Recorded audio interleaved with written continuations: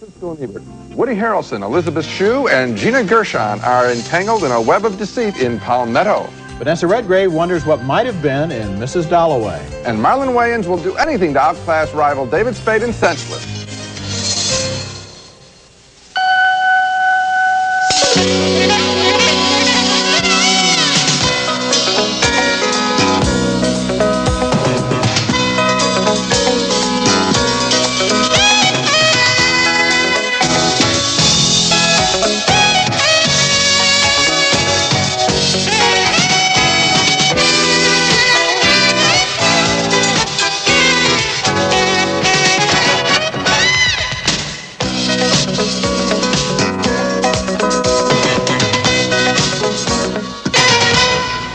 Conviction has been overturned by a federal judge. Flip like a buttermilk pancake. Testimony in a related case contradicted key evidence presented at your trial.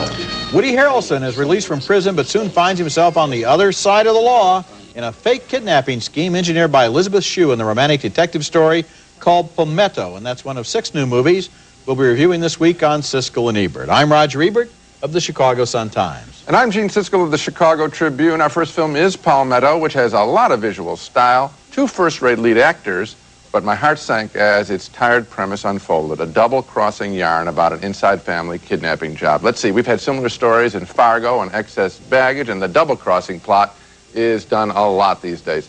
Elizabeth Shue plays the randy stepmom who approaches ex-reporter Woody Harrelson, fresh out of the Slammer, with a proposition to help stage the kidnapping of her stepdaughter and split the ransom to be paid by the girl's wealthy father. The ransom will be $500,000. I need someone to be the threatening voice on the telephone. And for making that call and for collecting the ransom, I'm willing to pay 10%.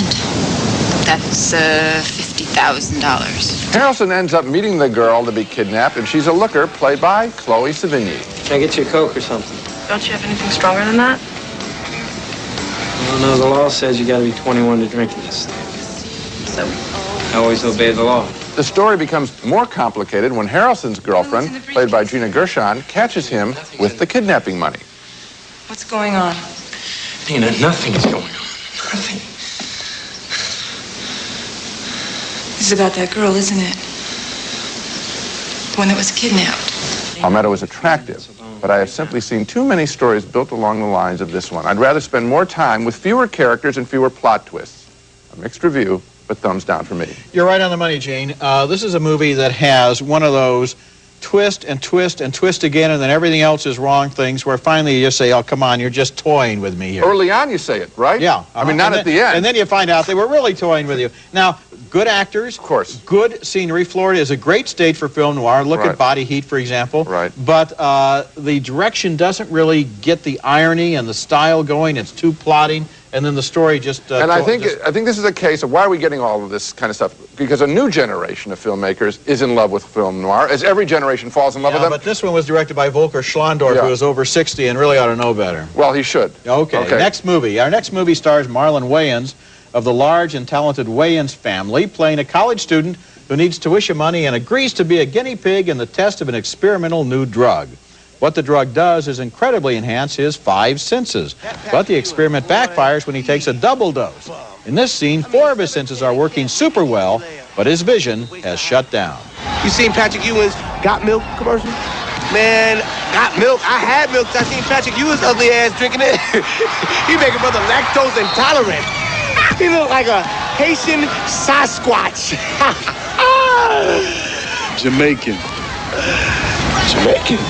And, of course, that's Patrick Ewing. Wayans' ambition is to win a competition among economics students for a prize job on Wall Street. His main competition is the supercilious David Spade.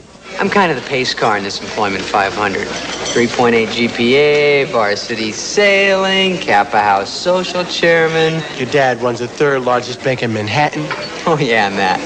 Spade's determined to keep Wayans out of his fraternity, but with the experimental drug making him into a Superman, Wayans has no problem surviving the initiation rites. Yeah! My mom hits harder than that. Marlon Wayans seems to be working in the tradition of Jim Carrey in this movie and doing a pretty good job of it, too, but Senseless lets him down with too many side plots, including one about a sex bomb whose scenes lack all motivation or common sense, and the roommate character seems to belong in a different kind of movie. Senseless occasionally gets a comedy riff rolling only to let the plot turn at right angles and drift away into distraction. So I liked Wayans, but not the movie. We're again totally in sync because it's just too much plotting here. Extra characters that don't mean anything. Yeah. We want to see him go through these situations. Frankly, more of him with the business issue. And if there's something that's not missing, he wants to be an intern at a Wall Street, and a junior analyst at a Wall Street firm. Where is the crisis of him thinking about what he's doing, playing into the system? That scene is an obvious scene that should have been there, as opposed to these extra characters. He wants to be in the system. I mean, Yes, that's just a given. He wants to work on Wall Street. But the whole thing with the senses clicking in and out. First he can see and not hear, then he can hear but not see. That's funny, and funny enough to supply the whole movie. Exactly right. You don't need all that extra stuff. Coming up later, editing is what we're calling for in both of these pictures. Heavy editing at the screenplay level. Coming up later, Vanessa Redgrave and a love story of what might have been in Mrs. Dalloway. He makes me feel safe. Safe? Is that what you want? Coming up next, a historical drama about sex and the Inquisition in 16th century Venice. You need to understand men. You must know pleasure to give pleasure. Secret of all great courtesans. You must know pleasure to give pleasure. Our next film is called Dangerous Beauty, and it's a real treat. A royal soap opera of sorts involving the true story of a beautiful young woman who sells herself as a courtesan to the richest, most powerful men of 16th century Venice and brings the wrath of the Inquisition upon her.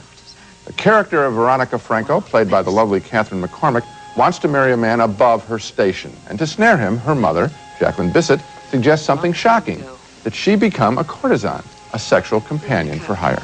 I had hoped to buy you a good marriage. But your father drank away your dowry. Your brother must buy his posting. And I am too old. It is you who must support us now. Her first client is a powerful politician.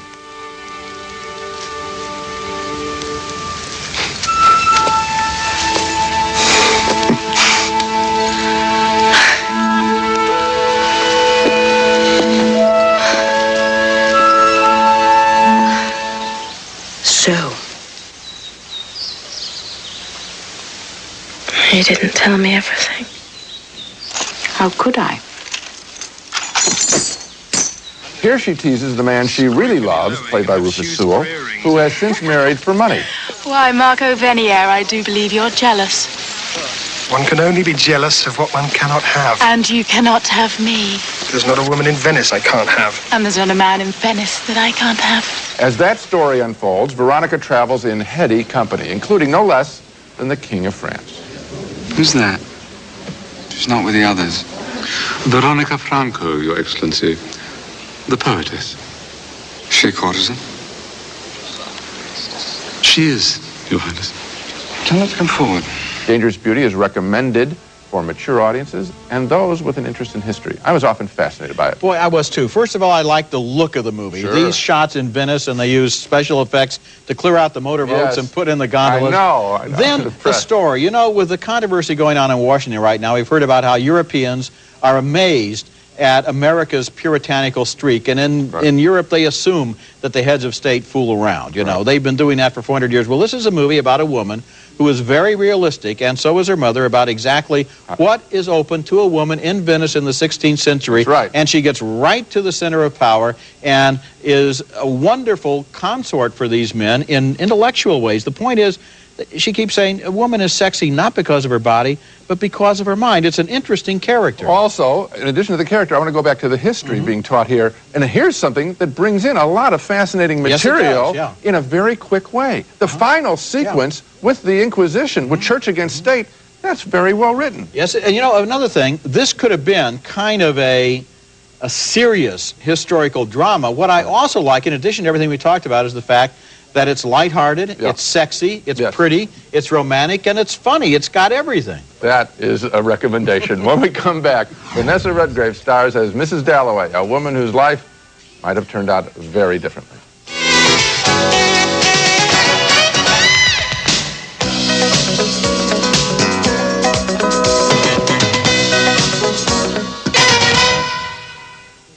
And where are you off to? To buy flowers for my party. I love walking in London on a day like this. It's better than in the country. With thoughts of her own hiding beneath that cool exterior, that was Vanessa Redgrave as Mrs. Dalloway, the heroine of Virginia Woolf's famous 1925 novel in which a woman of 52 wonders if her life took the wrong turning many years earlier. Mrs. Dalloway, now married to a safe but boring politician, will give one of her famous parties later that evening, but in the afternoon, she receives an unexpected visit from the man who loved her when she was young. I heard about your father. I should have written to you, of course, though I never really got on with him. But he never liked anyone who wanted to marry you. That's Michael Kitchen as her early love, Peter, and the movie uses flashbacks to show her early life, including this one where she's invited to choose between Peter, then a somewhat alarming young man, and her safe future husband, Mr. Dalloway. My name's Dalloway. What's the matter? Somebody's just walked over my grave. I think I got you confused with another family friend of ours. She's going to marry that man. The story of Mrs. Dalloway is intercut with a seemingly unrelated story involving a young World War I veteran suffering from shell shock. He's played by Rupert Graves. Evans? Evans! For God's sake, don't come! And there's another thread as well, hinting that Mrs. Dalloway's decision to play it safe in marriage may have been linked to suppressed homosexual feelings. Virginia Woolf's novel was one of the first uses of the stream of consciousness technique, reflecting the thoughts of the character. And in this movie, director Marlene Goris, who made Antonia's Line, handles that by letting us listen to Mrs. Dalloway's private thoughts all day long as she puts on a brave face for the world. The movie has no easy answers. You can't say she should have done this instead of that. Instead, you're encouraged to think about the choices we all make in life. Mrs. Dalloway is one of those movies that's delicate on the surface and almost brutal in its implications. Oh, that's very well said, Roger. And what I like about this film and why the James novels and this Woolf novel translate, I'm thinking, why do these pop off the screen when historical dramas are some of the most tough things to make real? But why? Because it is the dialogue, and it is that the characters know their emotions and let us know in very direct ways. When she at one point says she wants safety, security, that just leaves what I like about it's so this great movie, to hear that. If you only heard what she says to other people in this movie, you would never know what she was thinking. You only really learn what she's thinking by the flashbacks and by the interior monologue.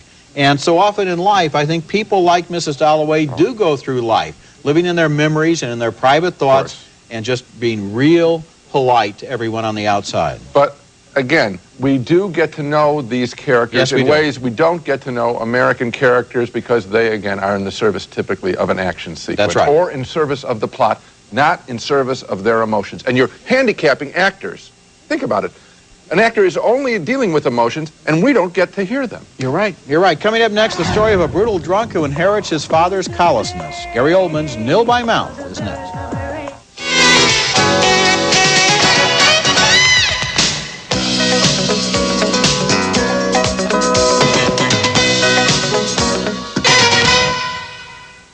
When I bite into a York peppermint patty, I get the sensation I'm riding the luge, racing at over 100 miles per hour as the wind whips over my body. York peppermint patty. Get the sensation. It's pitch dark, and boom, the elevator falls 13 floors to the ground. You went to Walt Disney World? I got a 6-year-old brother, man. My parents dragged me along. And Space Mountain is so fast, 3 hours after, my knuckles were still wiggling. You went to Disney World? Cut me some slack, man. Now, see, he's got a little brother, so his parents made him go. Oh, and you want to see a wicked water slide. Call 1407W Disney and make the dream come true. Mom? Are you too old to have more kids? Right. Well, you know, sometimes I leave the house, I don't have any cash on me. And so I get a cash advance because then I can take a cab over to where my daughters are and give them money, which is the reason why I'm out there in the first place. It pays to discover. Accepted where you see the Novus sign. Nil by Mouth is a powerhouse drama of drunken rages, spousal abuse, and characters who can't seem to get out of the way of poisonous behavior. This is the first film written and directed by the fine English actor Gary Oldman, who dedicates it to his own father, and I'm not sure what that tells us about his dad.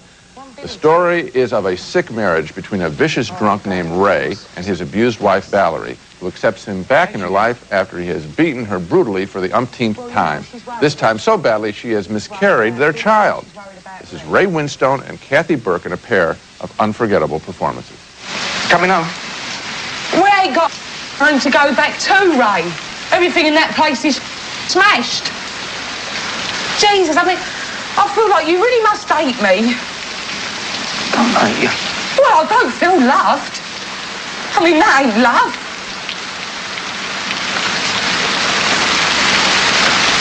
I mean, can't you see what the mess we're in? You not notice what we're like? I mean, we don't talk anymore. Whenever you go out, just get in, Mum, will ya? Just get in, I'm dealing with it. And there are more twisted characters in this brutal slice of life. Valerie's brother is a heroin addict and a petty thief. You've got some front coming round here. Ray's on his way round. He's just come off the phone and he sounds boozed. Yeah, so? Well, he's tough, isn't he? He's got the over that picture. What picture? You walked up with his mum's picture. What are you tough with me? What are you laughing at? Nil by Mouth is sadly one of many such spousal abuse stories we've gotten from Britain. But even though these pictures may make you shrink in horror, they do shine a light on a hidden, all-too-common trauma, and Nil by Mouth exposes it well.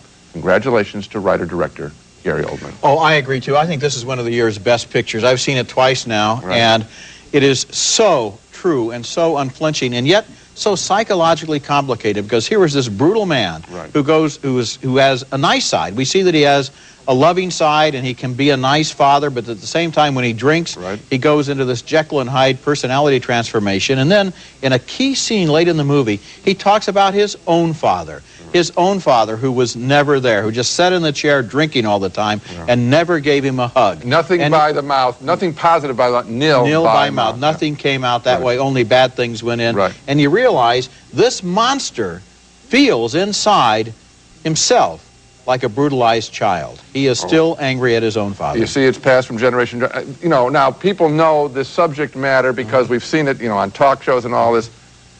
But it is stunning, and why they stay connected to each other, why she takes him back, how people get trapped in these situations. This feels, it's puzzling, and yet it's real. And then that wonderful last scene where the whole family is together talking about the kid who's now in jail, and you see that in these grim, depressing circumstances, still somehow there is resiliency and humor, which I think Oldman also wanted to indicate. It's hard to accept, but we do see it. When we come back, the bizarre melodrama of live flesh about a collision between two love triangles. Dad, it's Mr. Schramm from the bank again. Tell him I died. He said he's dead. In a moment of inspiration, Professor Krippendorf invented a new tribe. What are they called? But now, I don't think there is a Shelmickable tribe. he has to prove they exist. The Shelmickable do not allow their pictures taken without the ritual body paint on. Richard Dreyfuss, Jenna Elfman, and Lily Tomlin, Krippendorf's tribe. Who is the adult in this room? Don't answer that! Rated PG-13. Starts Friday, February 27th. Pedro Almodovar from Spain is a director who loves extravagant gestures and melodramatic excess, and Live Flesh is his best movie in 10 years, using humor and lurid sensationalism to tell a story of violence and romance. As the film opens, a naive young man named Victor has gone to the apartment of a woman who once made love with him, but tonight she wants drugs, not a date, and after she calls the cops, there's a struggle for the gun.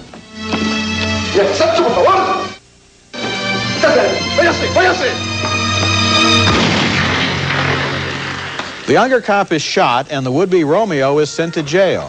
Years pass, and the cop, who is paralyzed, becomes a wheelchair athlete and marries the woman who gets off drugs and becomes a social worker. And then when Victor gets out of prison, the ex-cop warns him to stay away from his wife. Pero yo no tengo nada que ver. Hombre, un poco sí, ¿no? Un poco sí.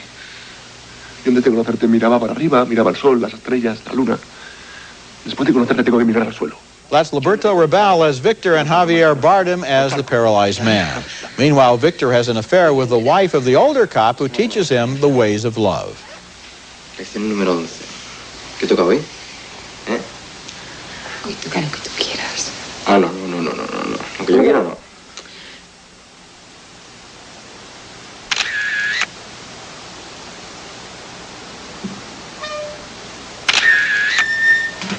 Live Flesh is so clever and alive and shocking that it makes a lot of Hollywood sexual melodramas look like sleepwalking. Almodovar has always been a talented stylist with a real visual flair, but here he also takes advantage of a plot with all the elements of superior soap opera.